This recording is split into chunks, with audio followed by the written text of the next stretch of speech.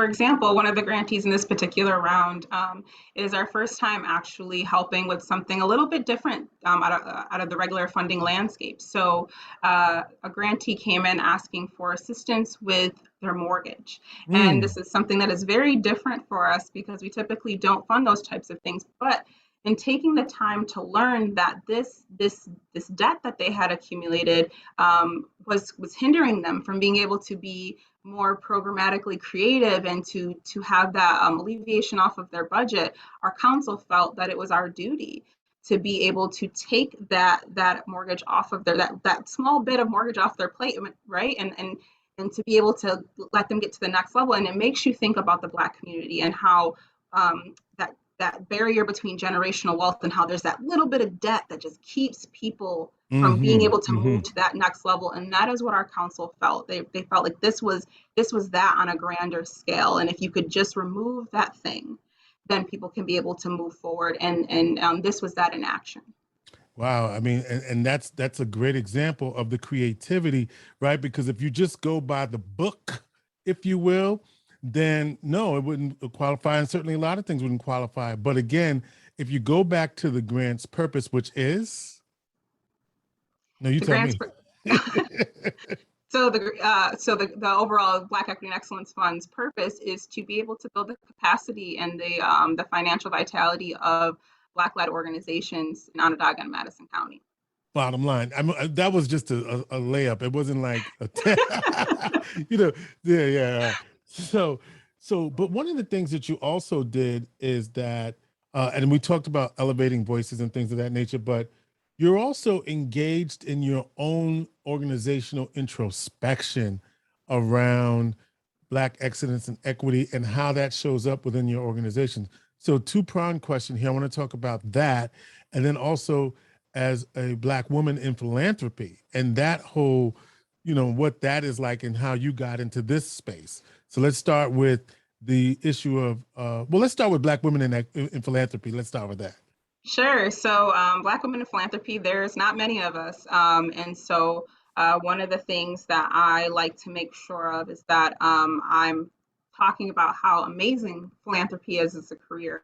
It's something that is seen as almost like a elitist, and there's gatekeepers really all around it. And so, trying to just kind of like bust those doors wide open and being one of the few. I've talked to many of my peers throughout the country, and it is this position of power.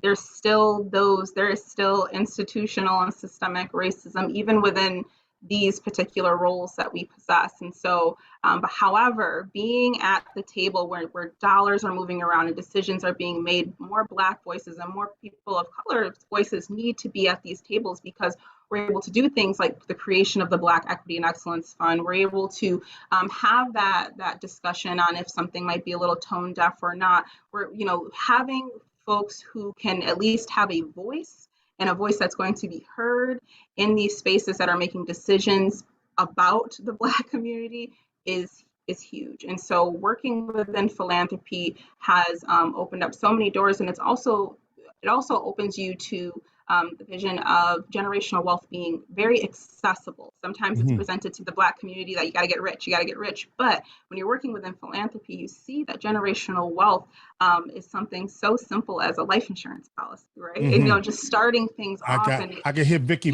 Brackens, our money person, saying it's yes, just it's yes, just it's yes. just so simple. It is Yeah. so simple, but we're taught that it's so far away.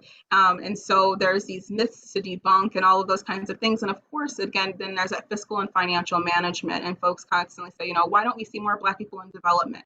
Why don't we see more Black financial advisors? Well, when you have not had this large interchange of money going in between generations, there's not too much to kind of really track. And so trying to change that narrative and getting more folks to work in philanthropy can start to actually get your mind thinking about having a CPA as a buddy, or talking to a financial advisor, and of course hopefully becoming more philanthropic in ways than we traditionally see. Black people are actually one of the most philanthropic demographics, typically giving some of their last to youth programs, their churches. And so being able to find ways to streamline our giving has been really great to see. And more recently, Black people have actually shown the trend of being able to wanting to purchase blighted buildings and communities and renovate them for the greater good. So that is something that also Black folks are currently doing with their generational wealth.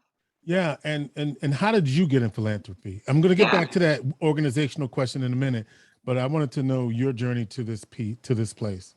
Yeah, so my journey is actually, I feel like I think I was born to be in philanthropy. I grew up with a mother who was a single mom, and I was involved in after school programs and community based programs. And when I was younger, I'd always hear about the grant, the grant, the grant, the grant. The grant is Hmm. allowing us to have this art program. The grant is Hmm. allowing us to go to this field trip. And I Hmm. was like, whatever this is, I need to be a part of it. I love doing this. So I thought I needed to do work with youth, do youth related things because that must be the thing. And when I realized after doing some youth related work and some human service work that no, there are people who make these decisions and they're the ones who are helping to push these really great ideas forward. Who are those people?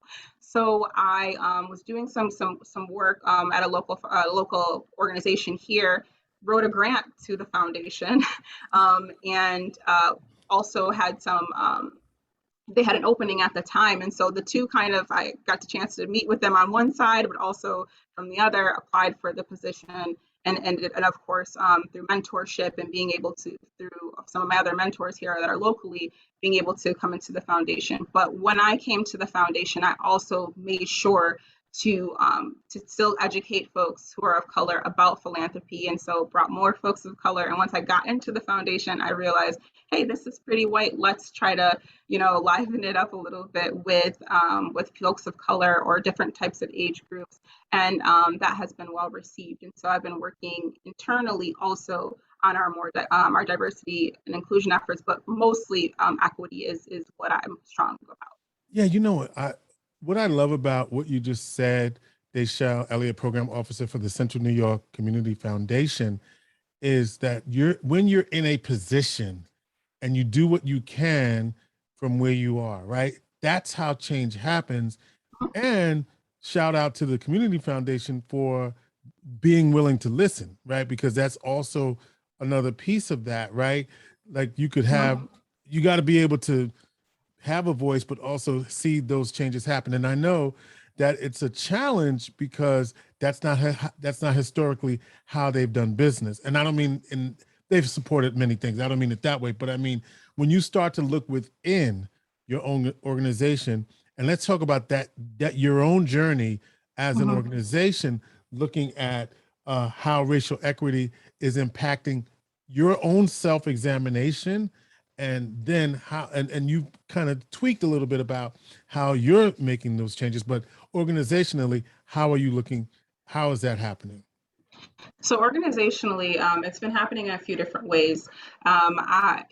From some of our more internal efforts and working with staff to go through lots of different trainings, figuring out, our own individual styles of where we see race and equity, to doing some more of that team building efforts. And it's not, it's going beyond those kind of Myers-Briggs assessments, right? It's Hmm. bringing Hmm. in the consultants. It's exploring those deep, dark kind of conversations that nobody wants to talk about, but we need to talk about in order to be able to move forward. That ability to be uncomfortable, every single person, and not letting up. So this wasn't new. The foundation, we've been at this work internally for about 3 years now, and I think if we were not doing this internal work for about the 3 to 3.5 years, we probably would not have been able to launch the Black Equity and Excellence Fund. And I'll tell you why, because when you get to the point of being able to have these types of outward facing programs, in order for them to be expedited and in order for them to move swiftly and smoothly, everybody has to be along for the journey. The minute you have someone who's kind of resistant, it's going to slow up the process. Hmm. And so being able to check that bias at the door, to be able to make sure that everyone understands and is aware of why we are doing what we're doing and who we're accountable to when we're doing these externally facing things. That internal work helps to influence this process. And so the foundation has done a really great job at looking at our vendors, making sure that we are using folks who are MWBE certified, making sure that our staff really aware of the local issues, but also the national ones, and also doing some of that internal work to make sure that we are culturally inclusive and making others feel like they not only belong here, but can elevate themselves here. For my own equitable journey at the foundation, I've been at the foundation going on 6 years now, and I started off as a program associate, which is kind of on that entry level. And I moved up quickly from there to our senior program associate to program manager, to senior program manager, and eventually program officer. One of the great things about the foundation that I've seen is that when I'm alongside our CEO, Peter Dunn, our Vice President, Frank Ridzi, one of the things that they always make sure to do when I'm in a room is that not only am I being introduced first, but also I'm being introduced as their colleague. So being introduced at all times to folks publicly as an equal. Or even if sometimes if someone wants to kind of try to hop up the chain of command for a conversation, they will they will redirect right back. And so there's just that reinforcement of respect, because sometimes being young, being Black, being a woman, they probably don't want to talk to me all of the time. And so having folks who identify their privilege as white men, and they know that. And so being able to say, okay, we understand our privilege, but we also know we can use this to uplift the folks of color in our organization, that's huge. Yeah, that really is. And I think you spoke to this a little bit, and I want to acknowledge that now, so that's the internal work. So, and I like the term you use, front facing. So now front facing and then internal or external, internal, right? In terms of how we look at this work. And then finally, I love the fact that you're looking at the historic oppression in our community, and you really kind of talked about that and how it's shown up generationally within our community, and you kind of alluded to this idea of creating generational wealth, but and also the fact that philanthropy already exists within our community. And I wanted before I lose this thought, I think her name was Osceola McCarthy. I think that was her name, and this was a woman who took in clothes in, I believe it was Mississippi. I got to look it up.